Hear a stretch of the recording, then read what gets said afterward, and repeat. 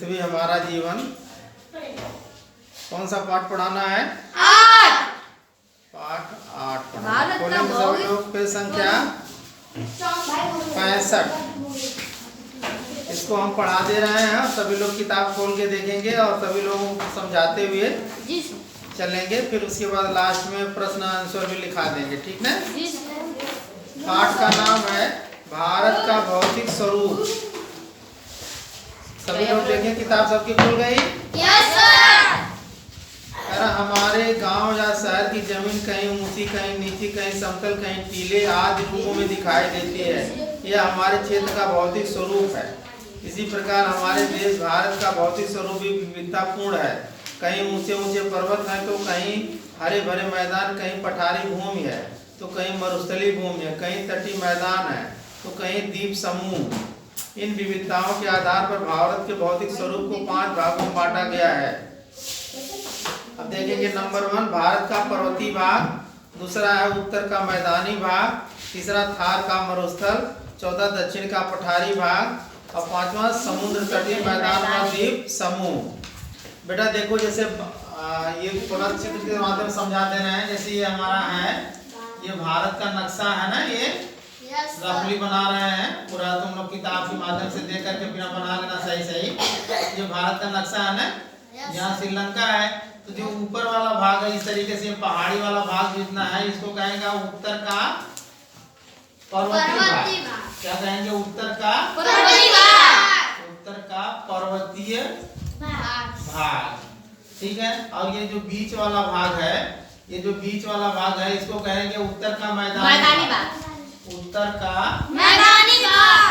मैदानी भाग। और फिर कह रहा है कि ये बीच में यहीं पे जो राजस्थान है ये है, इसको थार का मरुस्थल कहेंगे। थार का मरुस्थल।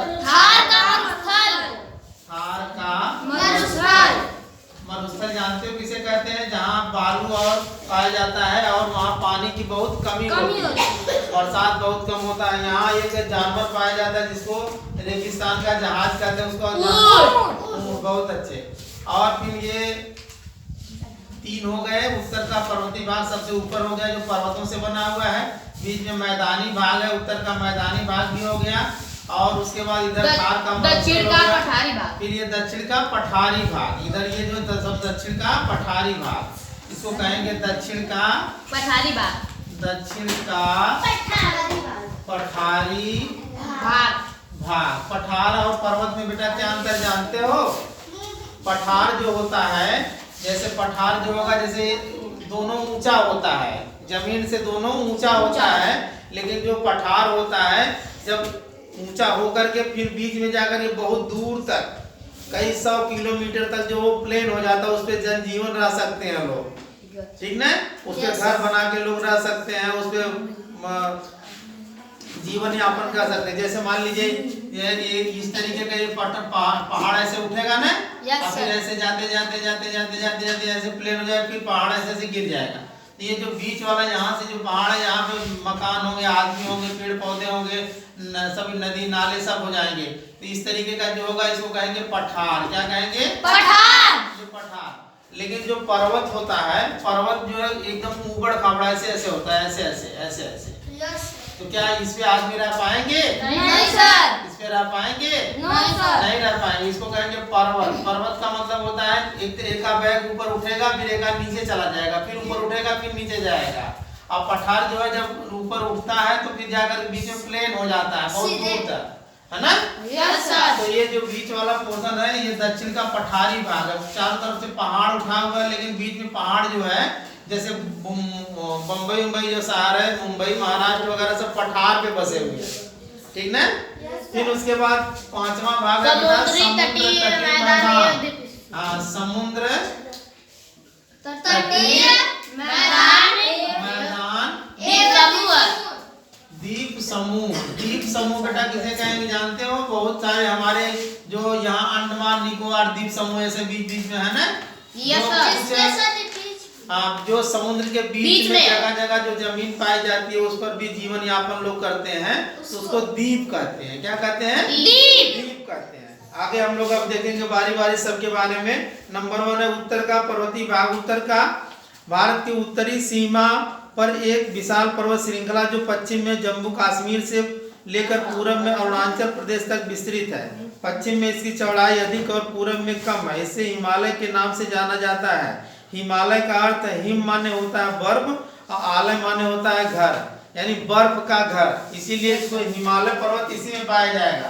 कहाँ? उत्तर के पर्वतीय वाले भाग में हिमालय पर्वत पाए। यहाँ तुम्हारा होगा जम्मू कश्मीर और यहाँ सबसे लास्ट में होता है अरुणाचल प्रदेश। अरुणाचल प्रदेश में सूर्य सबसे पहले दिखाई देता है, यानी हम इधर पूरब वाला भाग है और इधर पश्चिम वाला भाग है, ऊपर उत्तर वाला भाग है, नीचे दक्षिण वाला भाग है। समझ में आ रहा सबको? Yes sir. अब हिमालय को भी कई भागों में बांट दिया गया है। आप देखेंगे 4 भागों में बांटा गया। कई भागों में? 4 भागों में। कह रहा यह हिमालय पहला वाला ट्रांस हिमालय जिसको कहते हैं हिमालय पार। यह हिमालय पर्वत के उत्तर में स्थित है। इसमें मुख्यतः काराकोरम, लद्दाख, कैलाश पर्वत श्रेणियां सम्मिलित हैं। यानी यहाँ पे यह जो है सबसे ऊपरी भाग जो हिमालय का है उसमें काराकोरम, लद्दाख और कैलाश पर्वत की श्रेणियां सम्मिलित हैं। यहाँ सर्वोच्च पर्वत श्रृंखला काराकोरम श्रेणी पर स्थित है जिसे K2 कहते हैं, जिसकी ऊंचाई समुद्र से 8611 मीटर है। कितनी ऊंचाई है K2 की? 8611 मीटर। 8611 मीटर। और सबसे ऊंची सब पर्वत श्रेणी क्या है? माउंट एवरेस्ट है। क्या है? Mount Everest. उसकी ऊंचाई जानते हो कितनी है? 8848 मीटर है, लगभग 9 किलोमीटर, यही ना? Yes sir. तो उसको हम लोग आगे दूसरा है। दूसरे नंबर पे हिमाद्री श्रेणी। यह हिमालय की सबसे ऊपर उत्तरी पर्वत श्रृंखला है। इसे बृहद हिमालय या हिमाद्री कहते हैं। इस श्रृंखला में विश्व के ऊंचे ऊंचे शिखर है। संसार का सबसे ऊंचा पर्वत माउंट एवरेस्ट इसी श्रृंखला में है। यानी इसके बाद हिमाद्री श्रेणी है और इसी में ये है। माउंट एवरेस्ट की ऊंचाई 8850, वही 8848 का है, यहाँ 8850 की बात है ना। सबसे ऊंची श्रेणी हिमाद्री में है, जिसकी एवरेस्ट जिसको कहते हैं एवरेस्ट कहते हैं, यानी माउंट एवरेस्ट कहते हैं। क्या कहते हैं? माउंट एवरेस्ट संसार की सबसे ऊंची, पूरे संसार की सबसे ऊंची चोटी है, जिसकी ऊंचाई है 8850 मीटर है बेटा। ये हिमाद्री श्रेणी में है। इससे बहुत सारी नदियां निकलती है जिसे हिमनद कहते हैं। तीसरा हिमाचल श्रेणी। यह हिमाद्री श्रेणी श्रृंखला के दक्षिण में स्थित है। इसे मध्य हिमालय के नाम से भी जानते हैं। इस श्रृंखला में श्रीनगर, शिमला, कुल्लू, डलहौजी, नैनीताल, अल्मोड़ा, दार्जिलिंग अनेक आकर्षक रमणीक पर्यटक स्थल है। पश्चिम में हिमाद्री और हिमाचल श्रृंखला के बीच में कश्मीर की रमणीक घाटी बन गई। यहाँ के डल झील पर्यटकों के।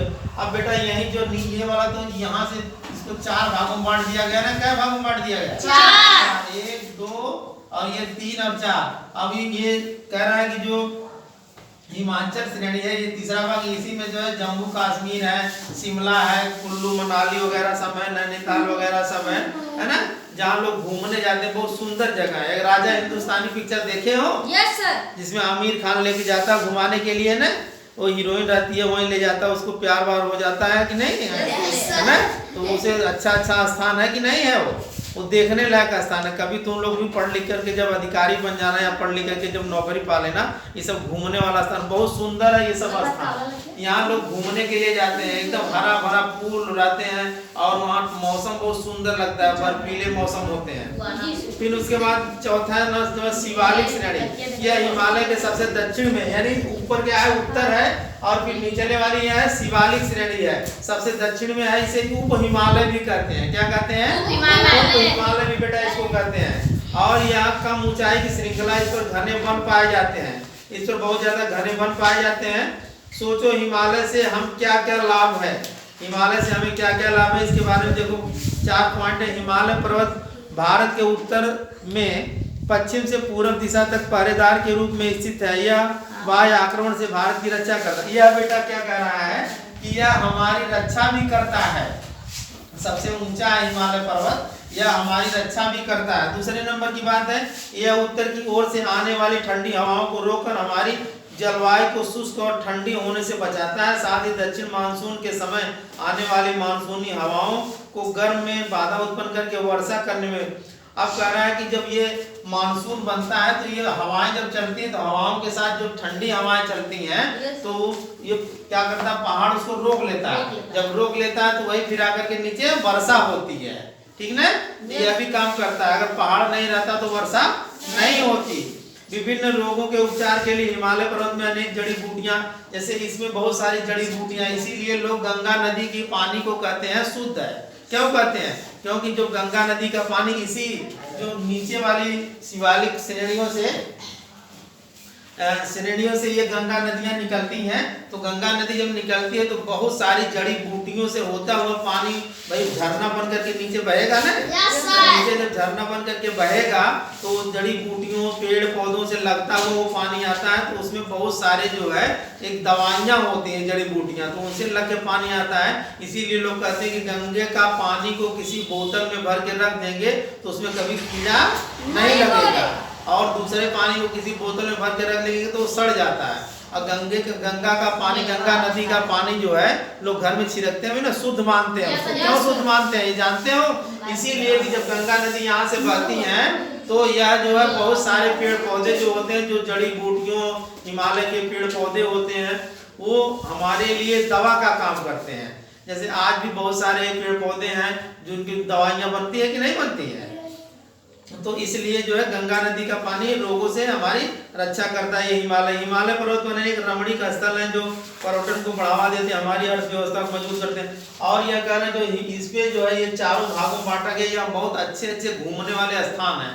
लोग यहाँ घूमने जाएंगे तो वहाँ के जो बिजनेसमैन होंगे, वहाँ के दुकानदार होंगे, वहाँ के लोग होंगे, उनको पैसा कमाएंगे और हमारी अर्थव्यवस्था यानी हमें जो है पैसा मिलेगा और लोगों को वहाँ के रहन सहन उनका अच्छा होगा। तो इस तरीके से ना। और दूसरे नंबर का बेटा है उत्तर का मैदानी भाग। ये तो पर्वतीय भाग के बारे में 4 भाग में बटाया गया था ना, अब उत्तर का मैदानी भाग ये वाला भाग के बारे में हम जानेंगे। भावर व तराई, हिमालय के उतरकर मैदान की ओर आने वाली नदियां अपने साथ बड़े बड़े बोल्डर, कंकड़, पत्थर तथा अन्य अवसाद बहाकर लाती हैं। नदी द्वारा शिवालिक के सहारे 8 से 16 किलोमीटर की चौड़ाई में इन अवसादों का निक्षेप किया जाता है, इसे भावर कहते हैं। अब कह रहा है कि जब ये नदियां कहाँ से, यहाँ से निकलती है ना, पर्वतीय भाग, पर्वतों से निकलती हैं। अच्छा, नदियां कैसे निकलती जानते हो? क्योंकि इस पर बर्फ जमी होती है, सबसे ऊंचाई पे बर्फ जमी होती है। बर्फ जब पिघलती है, जब पिघल के नीचे आएगी तो नदी बन करके, पानी बन करके आएगी, ठीक है। तो अपने साथ बहुत सारे यहाँ से जो पहाड़ों को कंकड़ पत्थर लेकर के आती हैं, और कंकड़ पत्थर जब लेकर के आती हैं लगभग 8 से 16 किलोमीटर की चौड़ाई में अवसाद का निक्षेप कर देती हैं। मतलब कि जो अवसाद होते हैं, जो मिट्टी होती है, जो कंकड़ पत्थर होते हैं, उनके द्वारा जगह जगह जो है बहुत बदमाशी कर रहे हो, कोई पीटेंगे इनको, निक्षेप कर जिसे भावर कहते हैं। जैसे भावर का मतलब ऐसे गोला बना लेती है भावर, देखो नदी में से भावर बना लेती है कि नहीं बना लेती, इसे भावर कहते हैं। यहाँ नदियाँ पत्थरों तथा अन्य अवसादों के नीचे विलुप्त हो जाती हैं। आगे यह नदियाँ पुनः धरातल पर दिखाई देती हैं। भावर के सहारे एक नम और जंगली क्षेत्र का निर्माण होता है, जिसे तराई कहते हैं। अब जैसे कभी कभी तुम देखोगे कि बहुत ऊंचाई से पानी गिर रहा है, जब पानी गिरेगा तो बीच में अगर मान लीजिए कोई बील बन गई तो वहाँ पे पानी ऐसे ऐसे करके अंदर घुस जाता है ना, फिर दूसरी जगह से जाके निकलने लगता है। तो जहाँ से निकलेगा तो उसको वहाँ के स्थान को दलदली हो जाता है कि नहीं, थोड़ा दलदल। भाई पानी नीचे से जा रहा है, ऊपर की जमीन लगेगी कि जैसे कि सूखी है, लेकिन जब उसको दबाएंगे तो फंस दे नीचे, दब जाएगी कि नहीं दब जाएगी। तो उस जिसको दलदली भूमि जो होती है उसको तराई भाग कहते हैं। क्या कहते हैं? तराई। तो भावर और तराई भाग कहाँ पाए जाते हैं? उत्तर के मैदानी भाग। फिर उसके बाद है भावर और तराई क्षेत्र में जैव विविधता युक्त विस्तृत वन पाए जाते हैं। दुधवा राष्ट्रीय उद्यान एक राष्ट्रीय उद्यान है जिसको नेशनल पार्क कहते हैं। उसमें जंगली जानवर, पेड़ पौधे पाए जाते हैं, लोग घूमने के लिए जाते हैं। साक्षी ध्यान दो इधर, तो उसे राष्ट्रीय दुधवा राष्ट्रीय उद्यान भी इसी में पाया जाता है, ठीक है। हिमालय के दक्षिण में भारत का विशाल मैदानी भाग है। यह विश्व का सबसे विस्तृत समतल मैदान है जो भारत में लगभग 2400 किलोमीटर की लंबाई में फैला है।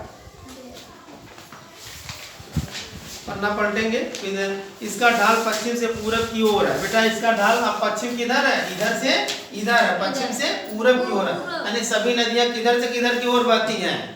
पश्चिम से पूरब की ओर। देखते हो ना, सारी नदियां पश्चिम से किधर आती हैं? पूरब की ओर आती हैं। यानी इधर से पश्चिम से पूरब की ओर सभी नदियां आती हैं। आगे चलेंगे, कुछ नदियां हैं जो पूरब से पश्चिम की तरफ भी इधर आती हैं, उसको आगे हम लोग देखेंगे जब ये पढ़ेंगे दक्षिण का पठारी भाग तब।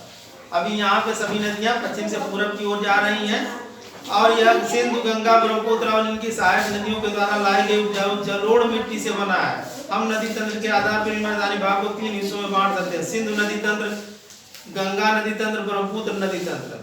अब देखो, सिंधु नदी तंत्र, ये मुख्य नदी सिंधु और सहायक नदियां झेलम, चिनाब, सतलज, रावी, ब्यास आदि है। यहाँ नदी तंत्र जम्मू कश्मीर, हिमाचल प्रदेश, पंजाब में फैला है।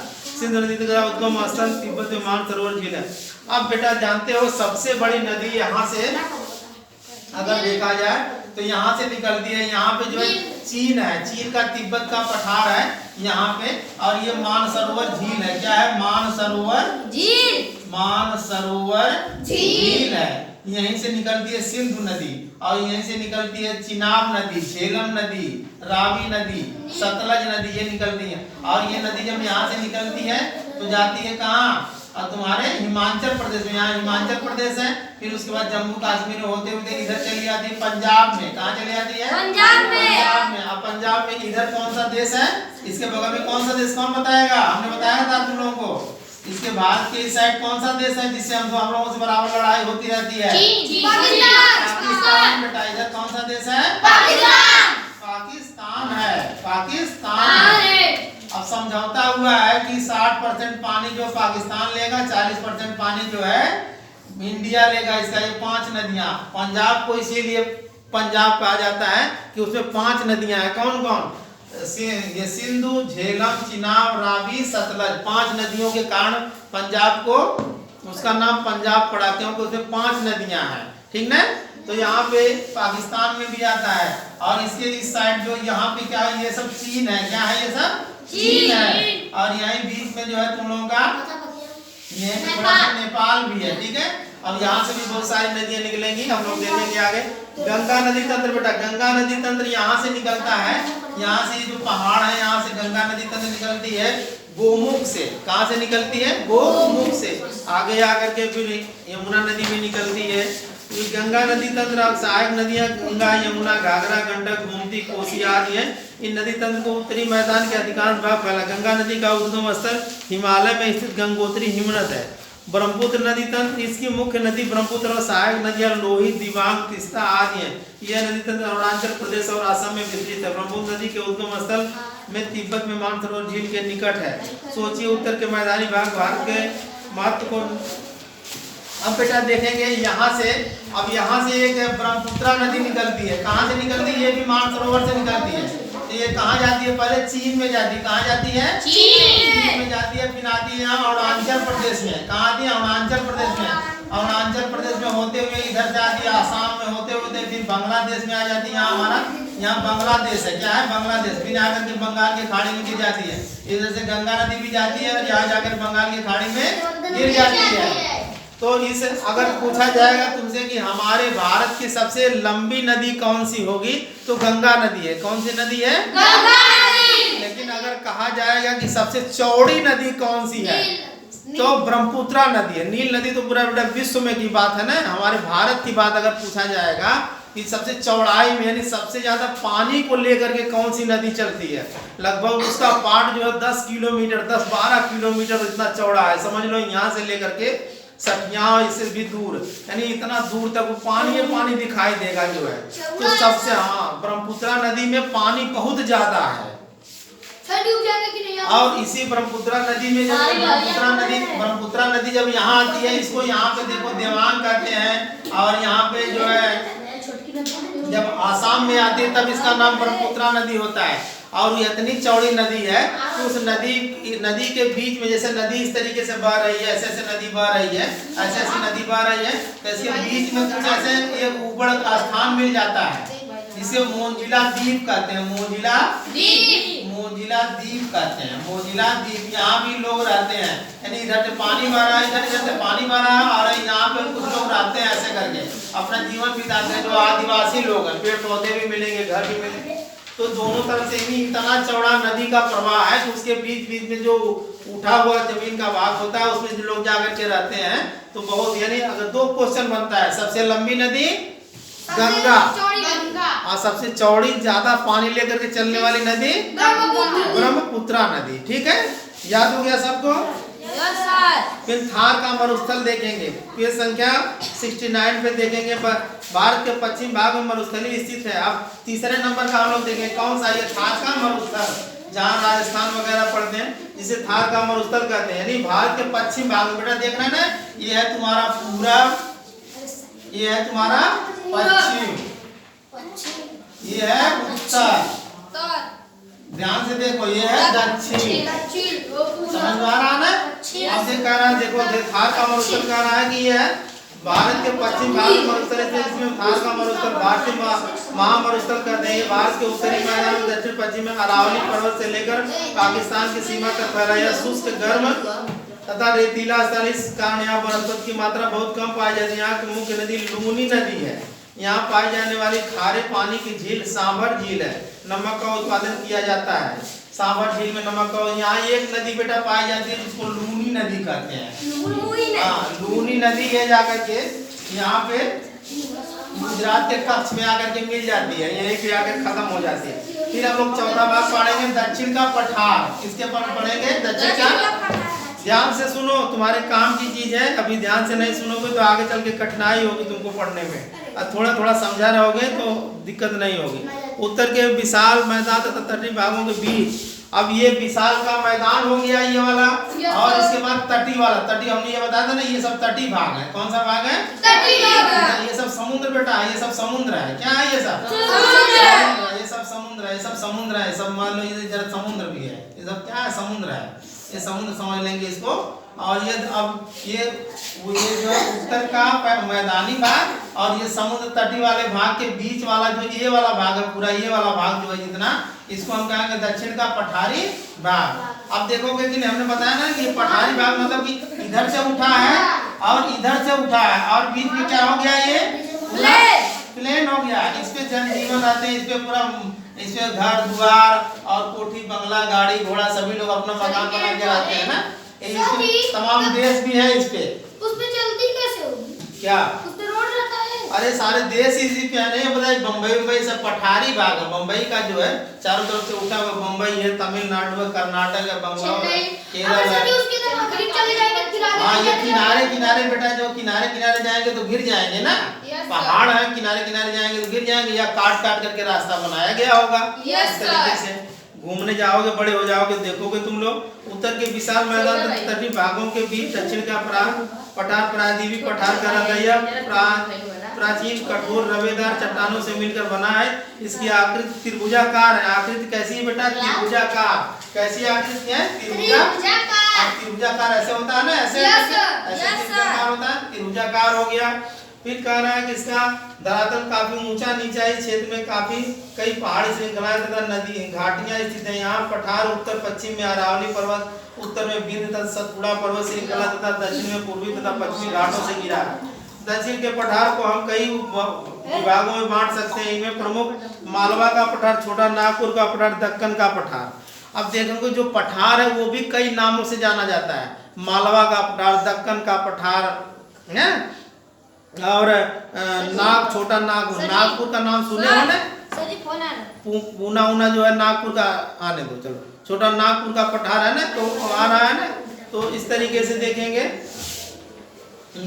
यह उत्तर के ढालदार है और अंततः उत्तर के मैदानी भाग में मिल जाता है। यमुना नदी की कुछ सहायक नदी चंबल, बेतवा आदि का उद्गम स्थल इसी में है। अब देखेंगे बेटा, यहाँ से कुछ नदियाँ, या तुम जानते हो ना सारी नदियाँ किसी दिशा से किसी तरफ बहती हैं? पश्चिम से पूर्व की तरफ जाती हैं। लेकिन यहाँ से कुछ नदियाँ बेटा निकलती हैं, यहाँ से कुछ नदियाँ निकलती हैं। जो नर्मदा नदी निकलती है, जो नर्मदा नदी अमरकंटक वगैरह से निकलती है, इधर से इधर बहती है। इधर है तुम्हारा अरब सागर, ये है अरब सागर। क्या है? अरब सागर।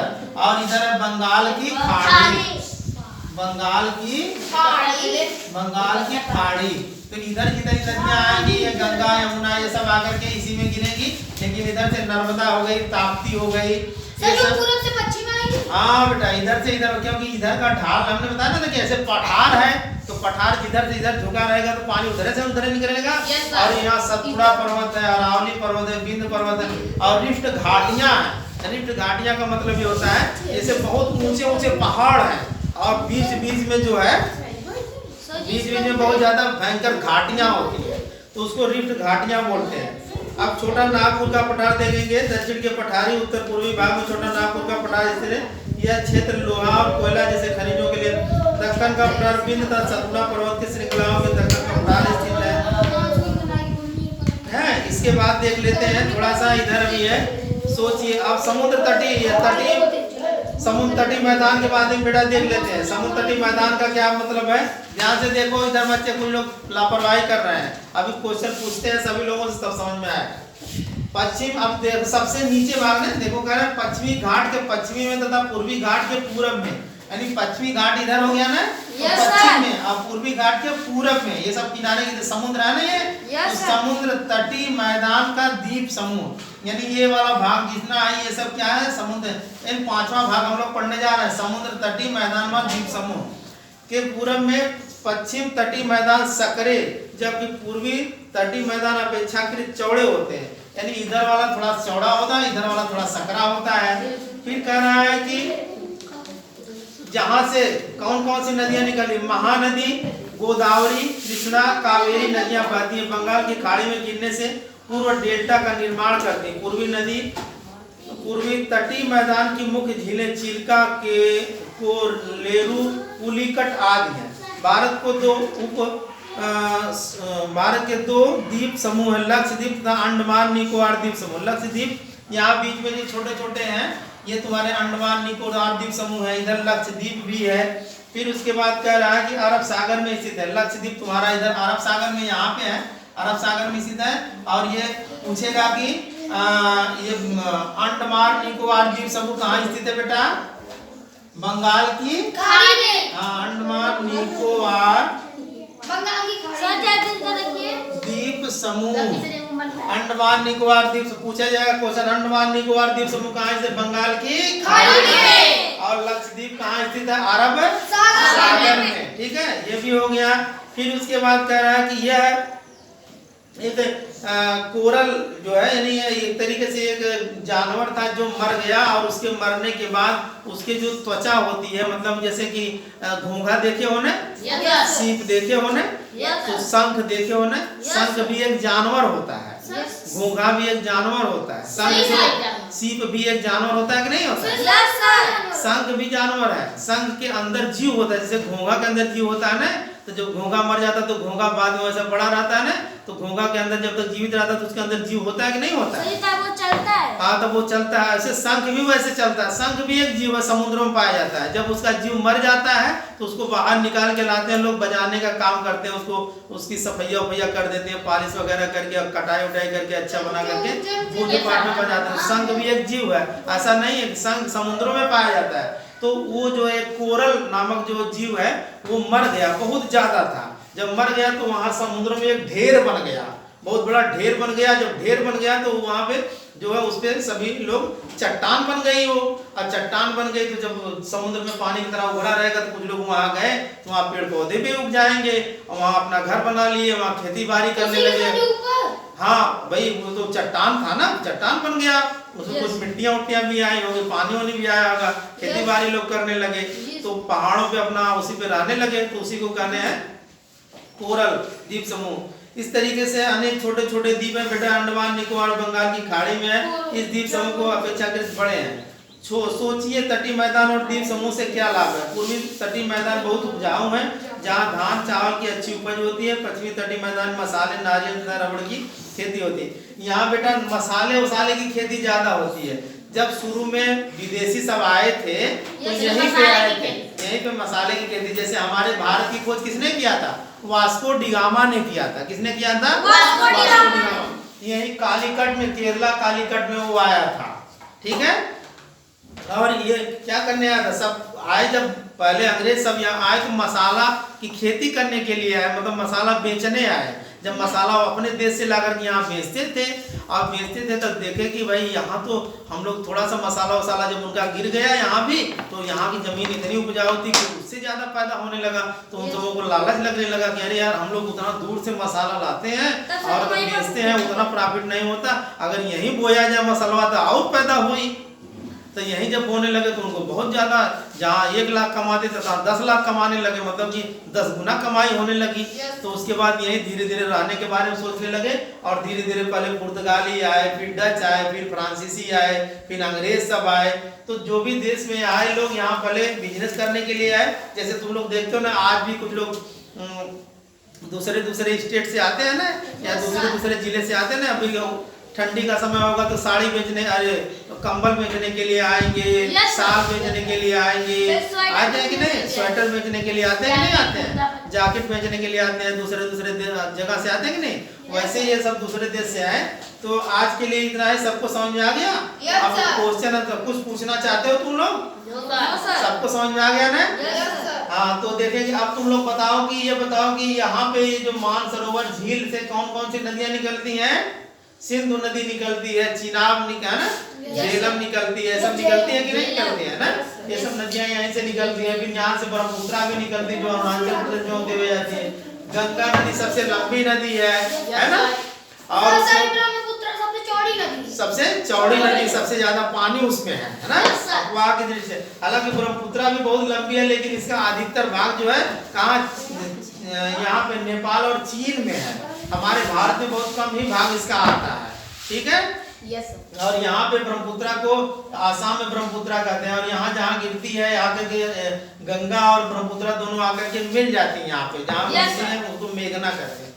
तो बहुत सारी चीजें हैं। अब इसके बाद इसका क्वेश्चन आंसर लिखवाएंगे। ठीक है? Yes sir.